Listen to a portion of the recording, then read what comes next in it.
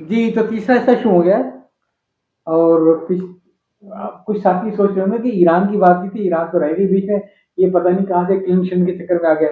लेकिन अगर मैं गलती पर नहीं हूँ तो 1987 में जब आपने उस फिल्म को ठीक किया था, जो आपकी लाइफ का एक टर्निंग पॉइंट भी थी, वो फिर आपके साथ-साथ चलती रही है।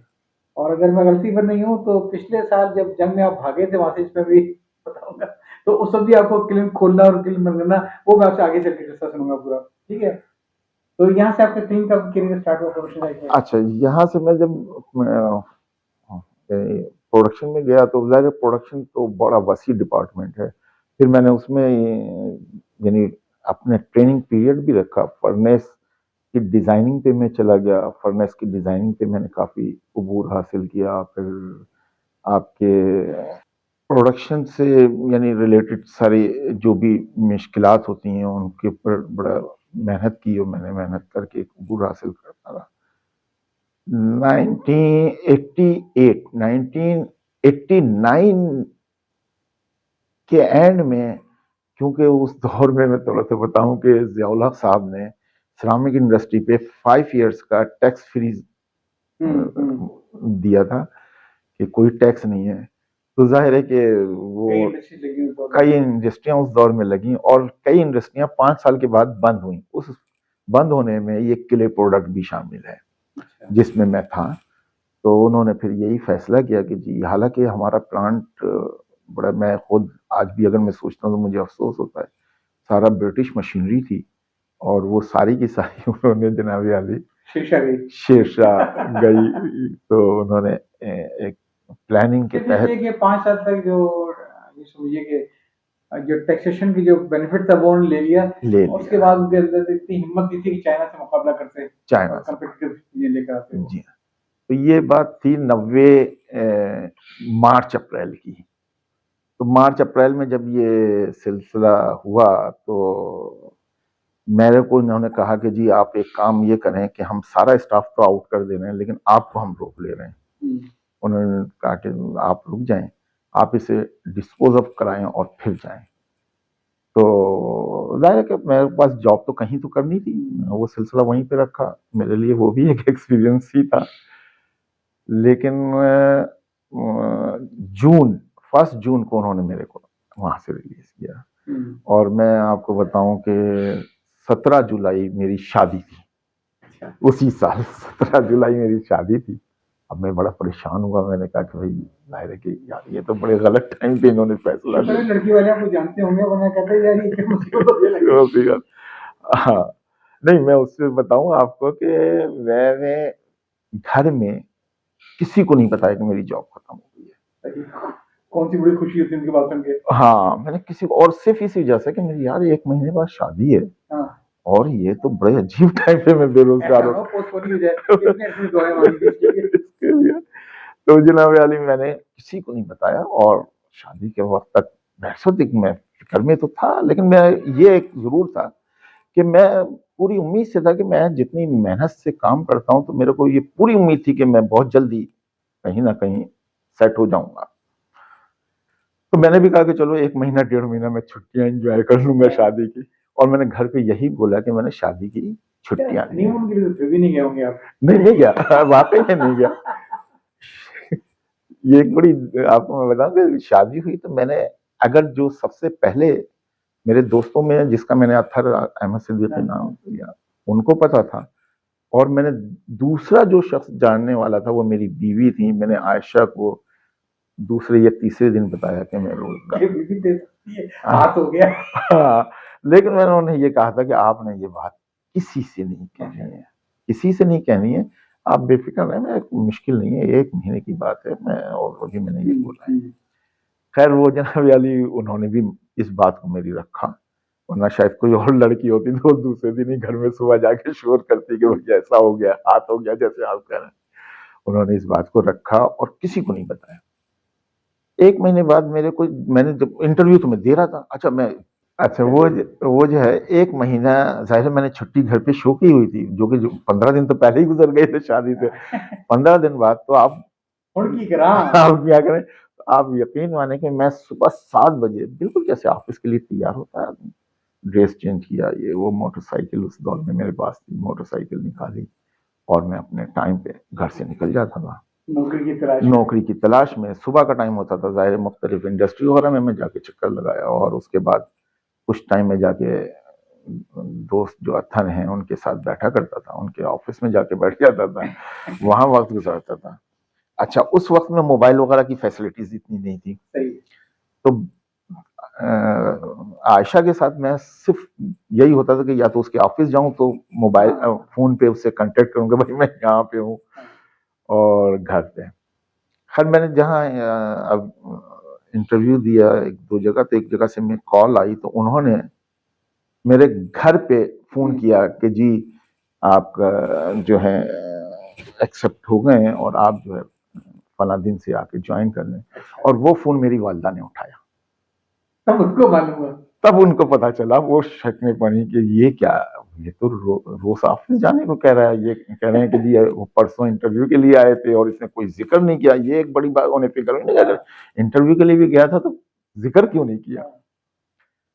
खैर मैं जाकर के वहां गया, जाकर के ज्वाइन किया, और दूसरे दिन उसी दिन फिर शाम में मैं जब घर आया तो मैं साथ में मिठाई लाया, और तो मेरे उस टाइम बड़े भाई भी मेरे छुट्टियों पे थे, वो जाहिर है दुबई में होते थे, छुट्टियों पे आते थे, लेकिन उस वक्त वो पाकिस्तान में ही थे, क्योंकि 15 दिन ही हुए थे, शायद उनकी छुट्टियां लंबी होंगी, 1 महीने 1.5 महीने की। तो मेरे को अच्छी तरह याद है कि जहां इन लोगों को ये खुशी थी कि जी इसने जॉब तलाश कर ली और जॉब पे हो गया, वहां इस बात की बड़ी नाराजगी थी कि तुम इतनी बड़ी बात छुपा के क्यों रखी, क्या फर्क पड़ता था, अपना ना समझा कभी अपना ना समझा।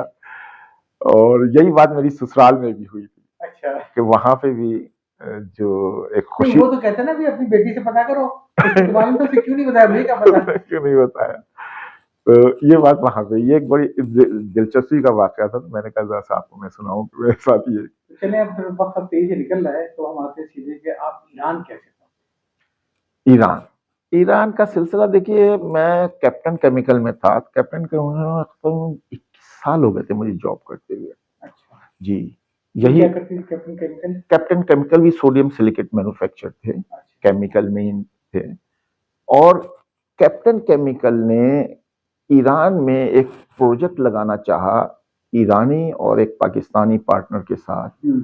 उन्होंने सारी मशीनरी वगैरह तो यहाँ से बनवाई थी, लेकिन अनफॉर्चुनेटली आखिरी टाइम में कैप्टन केमिकल उससे विड्रॉ हो गया, क्योंकि उन्हें जब शायद ये पता चला कि अमेरिका कोई ऐसी इजाजत नहीं देता अपने अमेरिकी शहरियों को कि ईरान में इन्वेस्टमेंट करें। और कैप्टन साहब जो ऑनर थे कैप्टन केमिकल के, वो अमेरिकन थे, तो इस बुनियाद पे वो विड्रॉ हो गए। मुझे तो थोड़ा थोड़ा याद आ रहा है, कोई ऐसा भी किस्सा हुआ था कि जब उनको कोई भत्ते वत्ते की डिमांड आई थी कराची में, तो American embassy they took care of him. जी हाँ, बिल्कुल ऐसे ही हुआ था। हाँ बिल्कुल ऐसे ही था। पीपल्स पार्टी की अल जुल्फकार जो तंजीम थी उसकी तरफ से फैक्ट्री में भत्ते की पर्चियां आई थी। अच्छा, अब तो भत्ते की पर्चियां मेरा ख्याल है कि करोड़ों में भी शायद आ जाती हैं।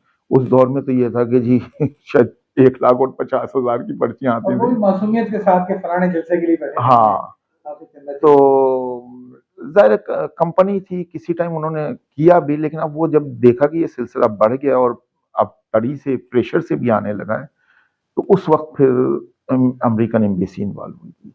और अमेरिकन एम्बेसी ने पीपल्स पार्टी की थी एक मोहतरमा, उनको मेरे को अच्छी तरह याद है कि उन्होंने फ़ोन किया, एम्बेसी के थ्रू उनके पास फ़ोन गया, और उसके बाद जो बंदा हमारे पास पर्ची लेके आता था और बाकायदा असले के साथ खड़ा होता था सामने कि जी वो आपने देने, उसने आकर के हमारे यहाँ मैनेजर्स वगैरह से माफ़ी मांगी।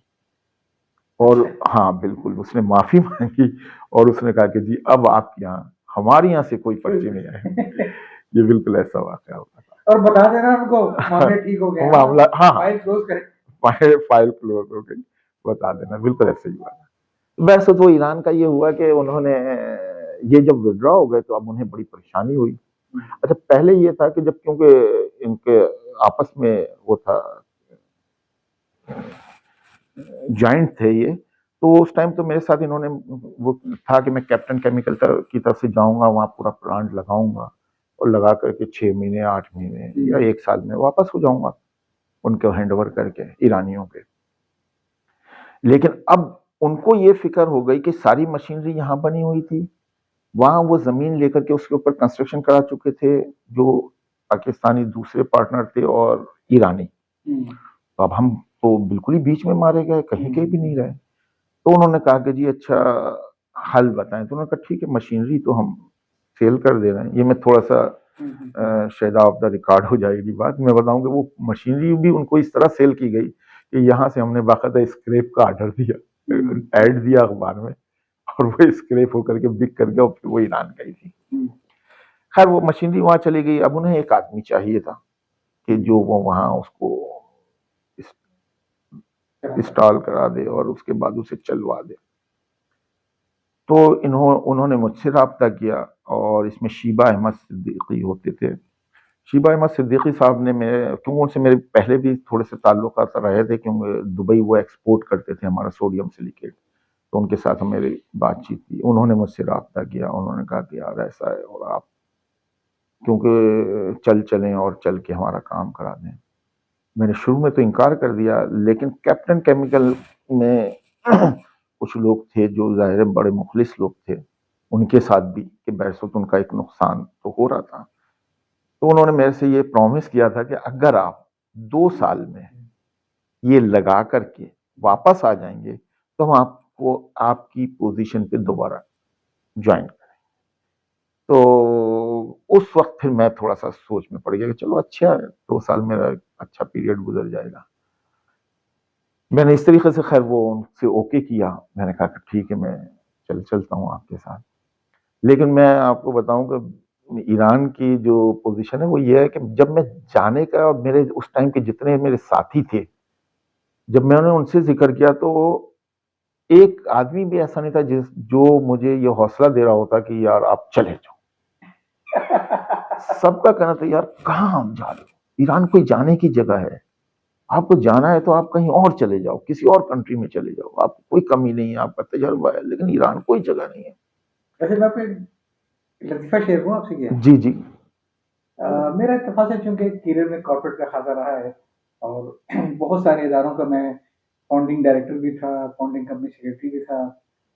तो उस वजह से मुझे भी मौका मिला था, मुझे और DFIs की जो कि गवर्नमेंट ऑफ पाकिस्तान ने बनाए थे, उसके फाउंडिंग कंपनी सेक्रेटरी तौर पे उसके बनाने का, जिसमें 2 बड़े मरूफ हुए। उसमें एक था पाक ओमान और दूसरा था पाक ईरान। तो जब पाक ईरान जॉइंट इन्वेस्टमेंट कंपनी बन रही थी, मैं उसका कंपनी सेक्रेटरी था, तो मुझे सबसे ज़्यादा खौफ ही आता था कि खुदा ना खास्ता कहीं ईरान जाना ना पड़ जाए।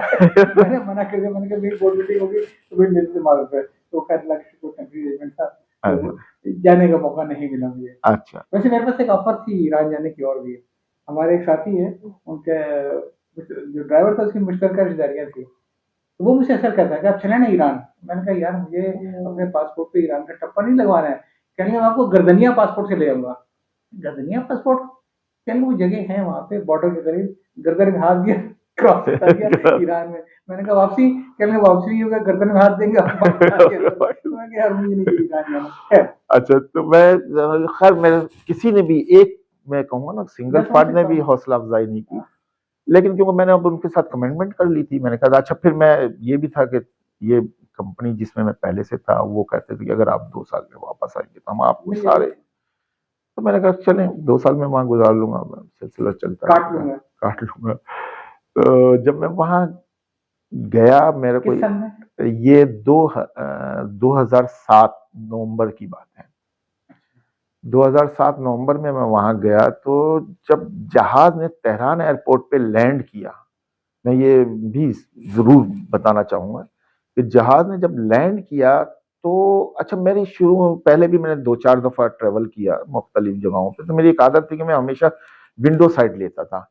उसकी वजह यह थी कि डिस्टर्ब नहीं होता था, बंदा जाके किनारे बैठ गया, वरना बीच में अगर हो तो लोग निकलते हैं, वॉशरूम जा रहे हैं वगैरह। इस वजह से मैं कोशिश हमेशा ये होती थी, तो मैंने विंडो साइड अभी भी ली थी। जब जहाज ने लैंड किया तो आप यकीन माने मैंने वहां कम से कम ईरान एयरवेज के 70 जहाज खड़े देखे। 50 और 70 गिन तो नहीं सका मैं, 50 और 70 के दरमियान। तो मैं वहां थोड़ा सा चेंज हुआ। मैंने कहा यार ईरान, जिसको मैं ये समझ के आया था, जो लोग मुझे बता रहे थे कि साहब वो इतने अरसे जंग में रहे, हालत जंग में रहे हैं, और के साथ जिनकी हाँ, जंग रही है, इराक के साथ उनकी जंग रही है, तबाह हो चुके हैं। तबाह हो चुके हैं। इनके पास तो मैं समझ रहा था कि शायद एयरपोर्ट बिल्डिंग भी नहीं होगी, ऐसे ही जहाज उतरेगा। तो लेकिन जब मैंने वहां देखा इतने जहाज खड़े, तो मैं थोड़ा हैरान हुआ। और उसके बाद जो इमाम खुमैनी एयरपोर्ट उन्होंने इंटरनेशनल बनाया है, वो उस एयरपोर्ट पे जब मैं बिल्डिंग में दाखिल हुआ, तो मैं यानी अब धीरे धीरे मेरे वहां से माइंड मेरा चेंज होना शुरू हुआ कि जो सुनते थे शायद उसके ऐसा नहीं है। मतलब जो ईरान आपने पाकिस्तान में देखा, वो ईरान उससे मुख्तलिफ था जो आपने ईरान में देखा। ईरान में देखा। चलें इसको अमीर से इसको कंक्लूड करेंगे ताकि तीनों जंगें से कवर कर लें।